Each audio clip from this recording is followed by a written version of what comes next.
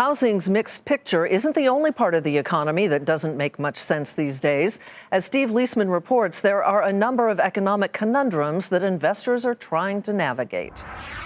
If you're not confused about the economic outlook in the U.S., it's because you may not be paying attention.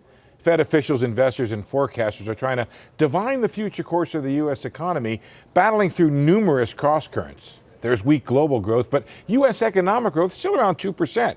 There's rapidly falling bond yields that suggest a recession may be coming in the months ahead, but U.S. economic data that's stayed pretty strong.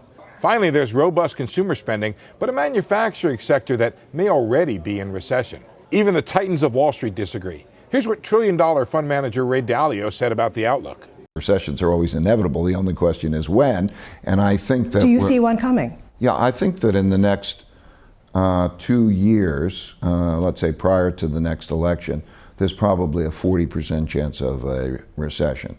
And I think that you're seeing this around the world. Not so, says David Rubenstein, founder of the private equity giant, the Carlyle Group. The U.S. economy is actually in pretty good shape. We're not an island, though, and there's no doubt that as economies in Europe and Asia slow down and go into recession, we can't completely avoid that. But at the moment, I don't see a recession in the imminent future. Even today, the data sent out mixed signals. Consumer confidence plunged to the lowest level of the year, but that was due to a small drop in Americans' perception of the current situation and a big drop in what's expected for the future. Fed Chairman Jerome Powell said he takes market signals seriously when figuring out where to set interest rates, and he'll probably be cutting them in the coming months.